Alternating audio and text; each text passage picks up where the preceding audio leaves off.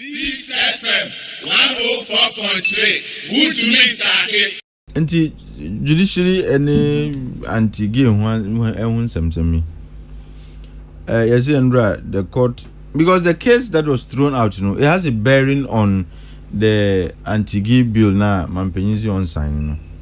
Obia anti-min can't also on or one case on signing. Ni all ye say enyadia me signing, and it's like I said, it's unacceptable. Because you are there to represent yen. Yenzu na ye kache ose mra ye peni. We yen kase mampenyi koshe mra mayen. Yen ne kache ose adi we die ni ye peni enti ye mayen. Ozi de bi enya de obe ya mayen. Ena ofa hu eye hu alagbajis. First he started by saying say case no wo court.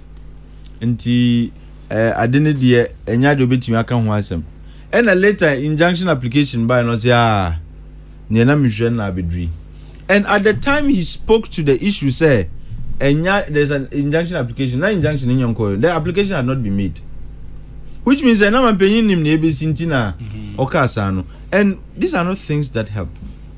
Okay, and it is for an idea. Mampenyi is supposed to be a Christian. He is. He's a Christian. Thank you. That even makes it better. He's a Christian.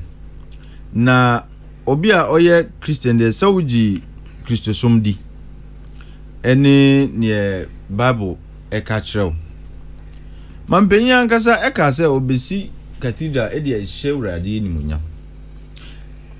Ignore the fact that was a personal commitment to God. Odi esika you. Where is not a commitment on behalf of the state too. It was a personal commitment. Now so odi esika na eye. Ni nyina and it is because of his commitment to get into the kingdom of the Lord. Now, obviously you want to get into the kingdom of the Lord until you see cathedral ma Yankopon. Mami ukokai just quickly before I remember Romans 1. So Cardinal enasu meni ajise ona otiha. Ukai Leviticus 18:22 and Leviticus 20:13. It tells you how Nyankopon is abomination for a man to lie with another man, a woman to lie with another woman. And to the fanokrase Ghana for ne ye kan umfa nye adwuma. Wa utimisi cathedral edi she urade ni monyam because you want to get into the kingdom of the Lord no. You want the favors of the Lord no. Fane say ye nkra no ye asem no embo number. Na Bible na you can say Christianity a woman no any Bible na wujidi no enu so ne ya ka chew no so de umfa nye adwuma na ukan Romans 1:26-27. And there's one thing about Romans. It talks about how Paul spoke about homosexuality na for no, but let's leave the religious aside. Ukan Romans I think somewhere around 38 honum no. It tells you say wa umfua boniso wa wunye sa anume nanso ofua sa anuma ne Yesu na bone etie Nyankopon nti sa wo say media me nye o nemom you give approval to those who do it because media nyame na me ye ne omo ye ne omo nye ne omo pe o tie Nyankopon ye wo ye etie Nyankopon na obia wo gidia ama wo gidia no is overflowing to the extent that wo si wo be si cathedral e dia she urade ni monyam. That is how that's how close you want to be with God.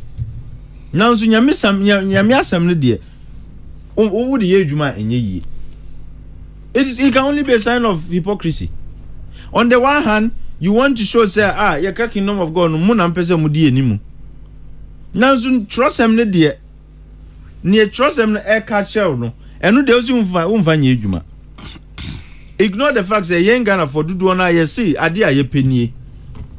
We want the law because ye chire sabi sa titi nsemsemi. It can only be a mark of sabi obi a oye hypocritical. And until Namika say if the president does not want to sign sa bill, Obinshan you can come out and say bill we there enya dia me sign it. But near oye enpono say if you have issues with the bill, I keep coming back to this issue of rule of law. The law gives you two options. Either you refer it to the Council of State, and now you write back to the Speaker and tell Speaker and say, these portions of the Act, so reconsider. These are things that you can do. But to say, obi the application a court in Tianyadi, obey your wejuma, and more, in fact, one can obey you on your wejuma, and more Fabio no cram breno. What I say, at the end of the day, the impression I will create is you and your party F1 TT so, and you know who is going to suffer the consequence. This is an election year. TT. Dr.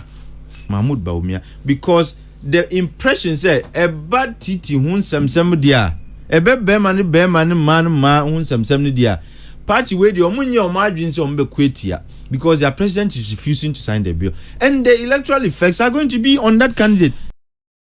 Peace FM 104.3 good to meet